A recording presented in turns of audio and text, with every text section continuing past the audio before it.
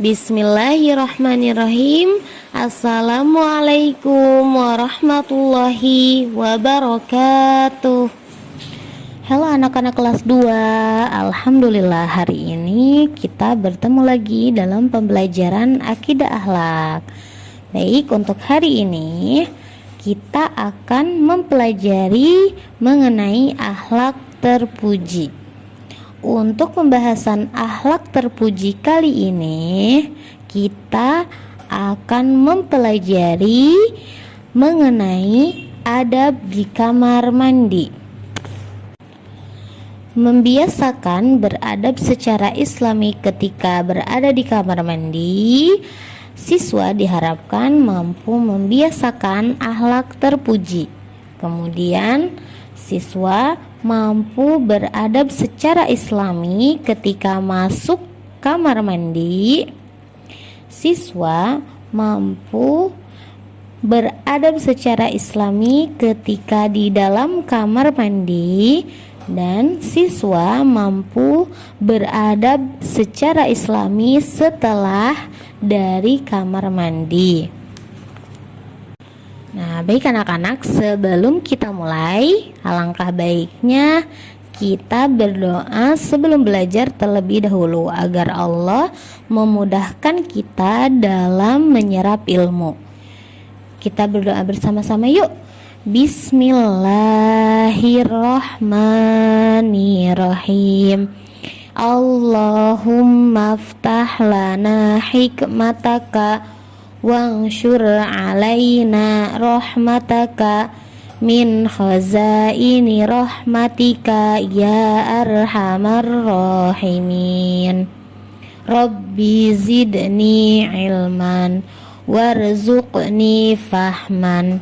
Allahumma la sahla illa ma ja'altahu sahla wa anta taj'alul khazna idza syi'ta sahla. Amin. Baik anak-anak, kita lanjutkan. Ya, anak-anak, apakah kalian tahu kamar mandi? Ya, pastinya sudah tahu ya kamar mandi. Kamar mandi itu untuk apa sih? Coba, kamar mandi untuk apa? Ya, kamar mandi adalah tempat mandi, tempat kita buang air besar dan juga buang air kecil. Setiap hari kita pasti pergi ke sana. Karena setiap hari kita pergi ke sana, tahukah kalian bahwa jika kita ingin ke kamar mandi, itu ada adab-adabnya juga loh. Untuk mengetahui apa sih adab-adab di kamar mandi, yuk kita lanjutkan materinya.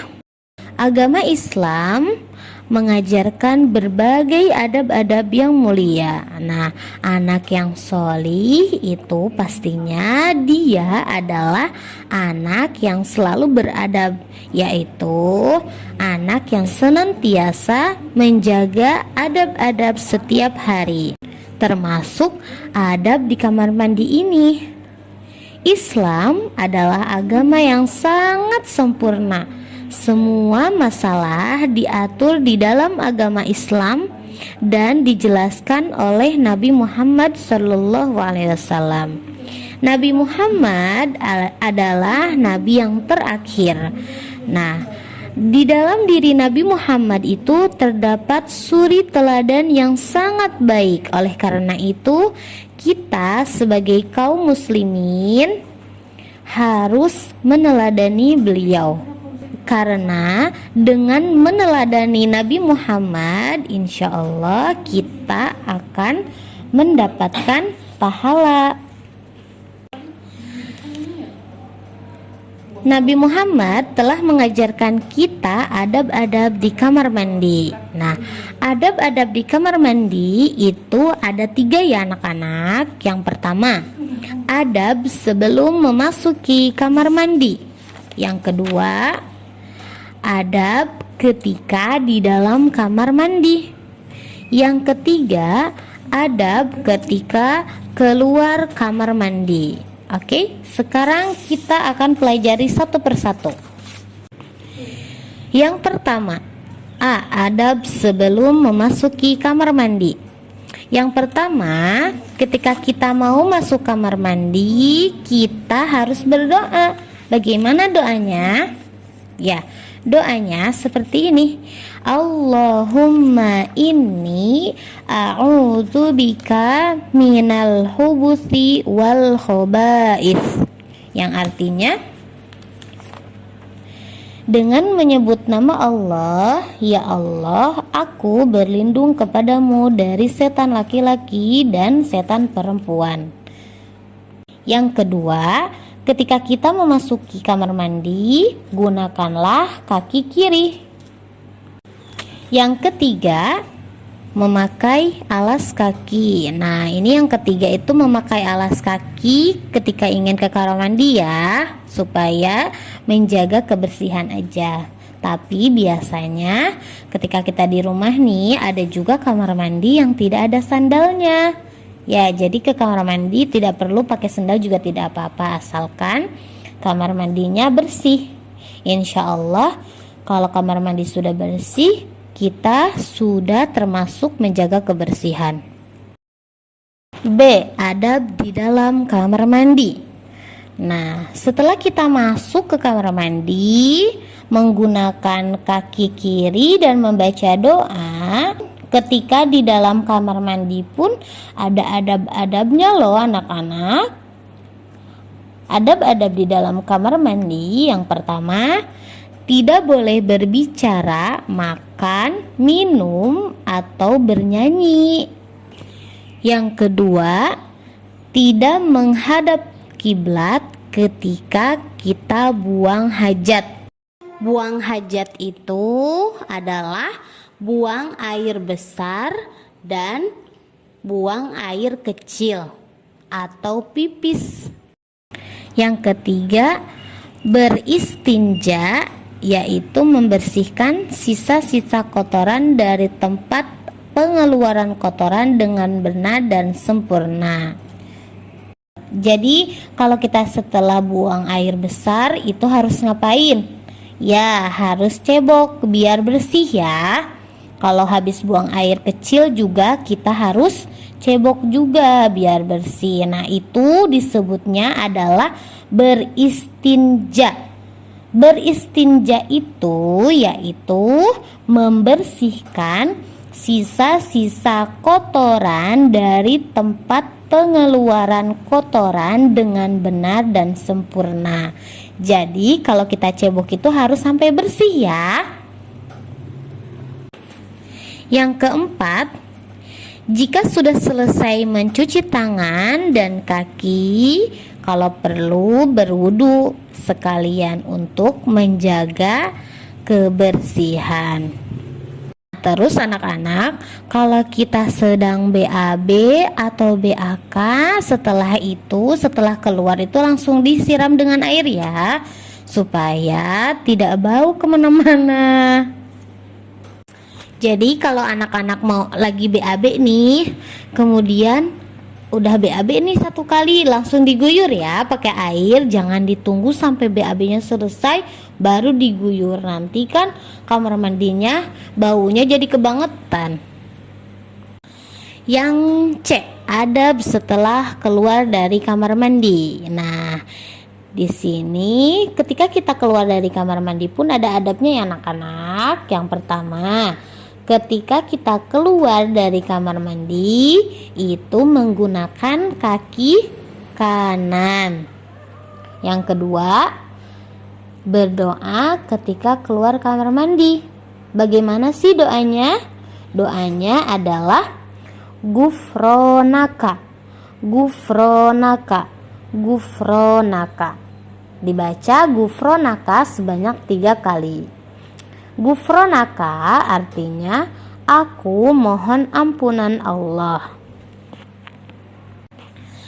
Nah, itulah dia adab-adab ketika masuk kamar mandi, di dalam kamar mandi dan juga keluar dari kamar mandi.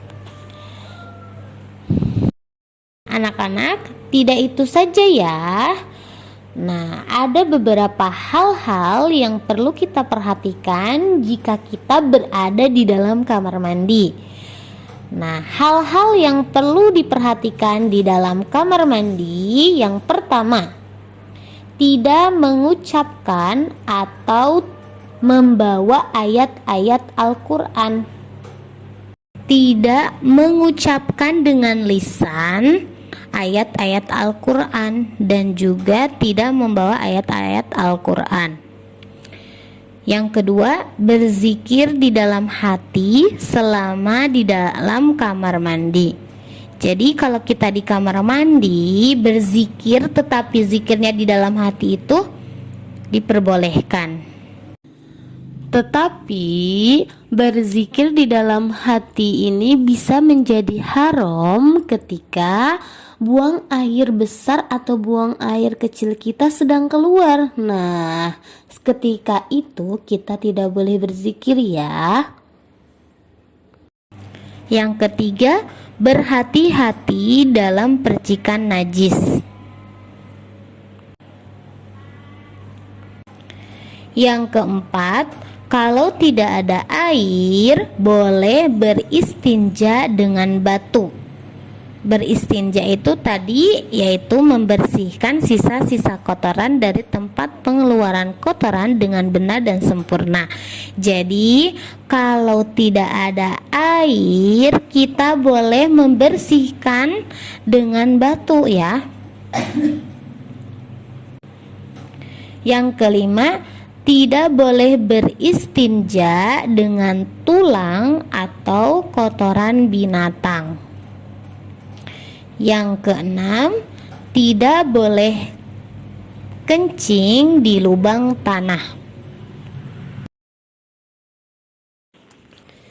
Itu dia anak-anak ya, adab-adab ketika di kamar mandi. Bagaimana semuanya? Sudah paham? Alhamdulillah, mudah-mudahan semuanya paham ya. Kalau kita ingin ke kamar mandi itu jangan lupa harus berdoa agar Allah melindungi kita. Untuk pembelajaran hari ini Ibu cukupkan sampai di sini. Mudah-mudahan apa yang telah disampaikan semua anak-anak paham dan diamalkan dalam kehidupan sehari-hari. Baik anak-anak, sebelum kita tutup, alangkah baiknya kita berdoa setelah belajar terlebih dahulu. Berdoa dimulai. Alhamdulillahi Rabbil Alamin. Subhanaka Allahumma wa bihamdika Ashhadu an la ilaha illa anta astaghfiruka wa atubu ilaik. Ibu tutup. Wassalamualaikum warahmatullahi wabarakatuh.